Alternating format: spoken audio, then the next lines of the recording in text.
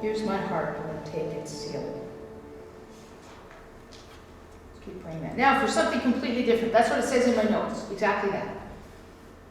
Now for something completely different. You never know what I'm going to come up with. Here we have. We're going to try something together that I hope will help you in your continuing development of prayer style and practices.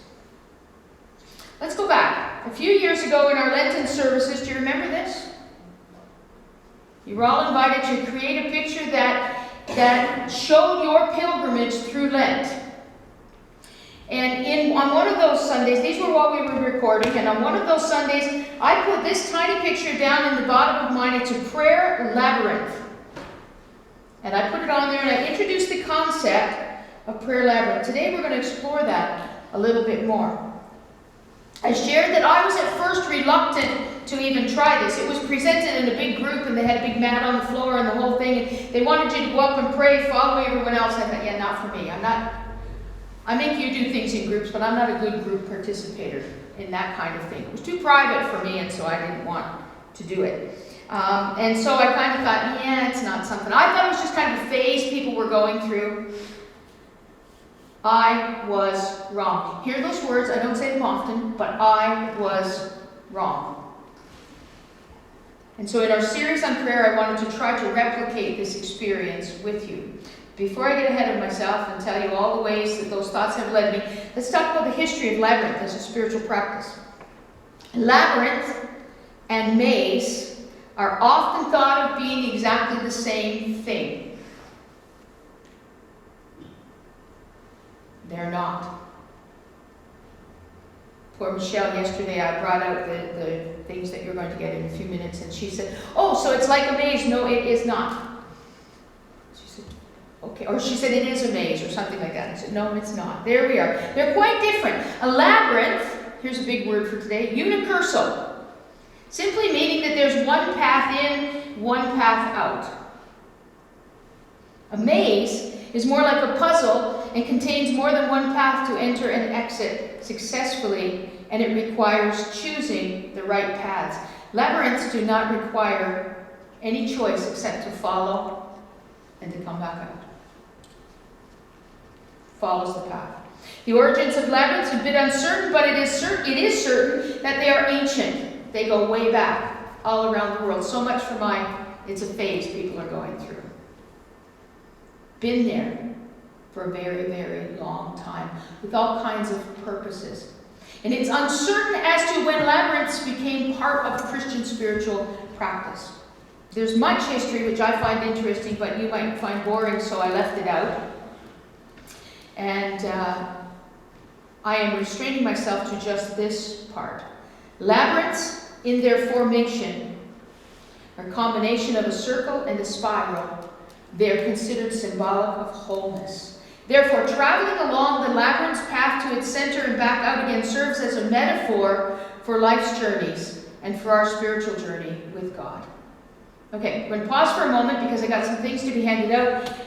Julia has some things, and Caleb has some things, and Caleb, I need one. I forgot to bring my little package with me. Thank you very much. Please don't draw on this. You'll understand why in a few minutes. Oh, I got two.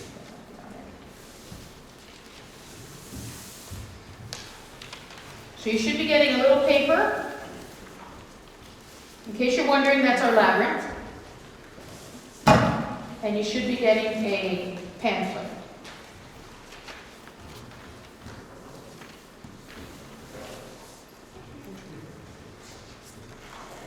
Thank you to Heather Sheik for creating these for us, and Alana McEachran helped her, so we're grateful to both Heather and Alana for all of that work. It saved me a lot of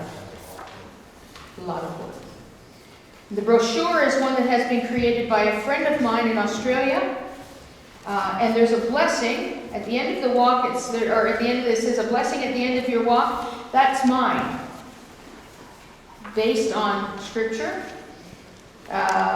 When Beth was doing this, she asked if anyone wished to contribute anything to it, and so I sent this, and it's based on something that was happening in my life at the moment, and on Scripture from Ephesians And she chose to use it in the brochure, and I was very pleased with that. Beth and her husband Eddie are retired officers in Australia. And if you see this little blue picture down at the bottom here in the inside of your brochure, that is a labyrinth that they created in their backyard. It's absolutely beautiful. What I have a number of other pictures of it. They've created that, and they invite people into their yard. And these are available, and people can come in and walk the labyrinth, and they have this as a guiding piece for them as they go and are a part of that. Now, not everyone is able to create a labyrinth in their yard, nor do we all have access to one on a regular basis. So we have what is called an alternative, which is a finger labyrinth. Does anyone remember? Let your fingers do the walking. Go ahead, be brave. Show your age. Come on, yeah, exactly. Let your fingers do the walking. Can anybody tell me what it was for? Yellow pages. Are there people in this room that have no idea what yellow pages are? Excellent. Have you used yellow pages? Have you let your fingers do the walking through yellow pages? Probably not, because you all have Google.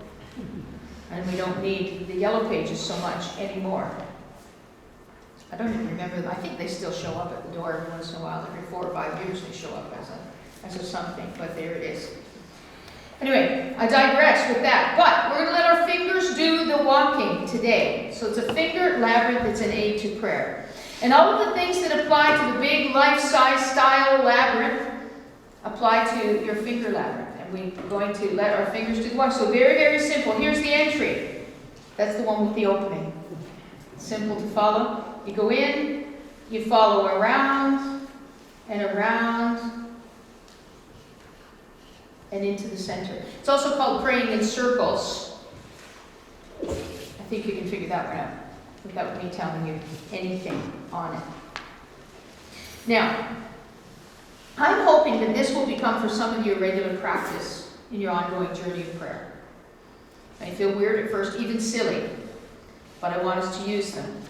I've chosen 3 prayer courses. If you see this is all part of this is explained in the brochure, but I've chosen 3 prayer courses. They focus on our need for the Lord. It is Jesus I need. This will be our inward journey towards the center. So the idea is you move inward, you pray in the center, you come back out. That's the journey. And the idea of it is that you're not just rushing through a list. You're not just rushing through a path, I got to get to the end and then I come right back out. It's on the way in, you're concentrating on the things that you need to have in your relationship with the Lord. You walk to those in the center, you empty that out before the Lord. And on the way back into real life, thank the Lord for that which has been. This does not have to take, I'm not asking you to sit for hours and wander around your little circles with your finger or anything like that. It's an aid. It's an idea. It's somewhere that we go. So I've chosen these courses. It is Jesus I need. That's the inward journey toward the center. Then bow the knee in the center of the circle. Rest there for a few moments and consider the words of the chorus. Let go and be in God's presence. And then for the outward journey, the walking back towards ordinary things, be still my soul, recognizing the place of God in all the ways in which we live.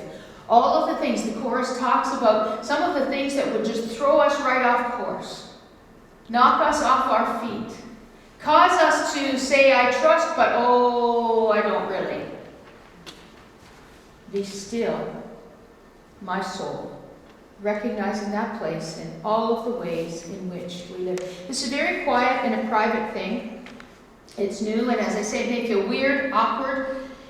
And if that is the case, and you would rather try this in the privacy of your own home, that is perfectly fine. And so I would invite you then to just sit back and enjoy the music and the videos that go with it, and allow the Lord to speak to your heart. If you wish to try this now, let it follow through, inward, centered, outward. Before we start the prayer as we begin, which is in your pamphlets, prayer as you begin your walk. As you enter the silence that the labyrinth brings, may mercy enter the shattered spaces of your heart and draw you near to the mystery of the divine. Isn't it wonderful? How often do we pause and prepare our hearts in prayer in this way?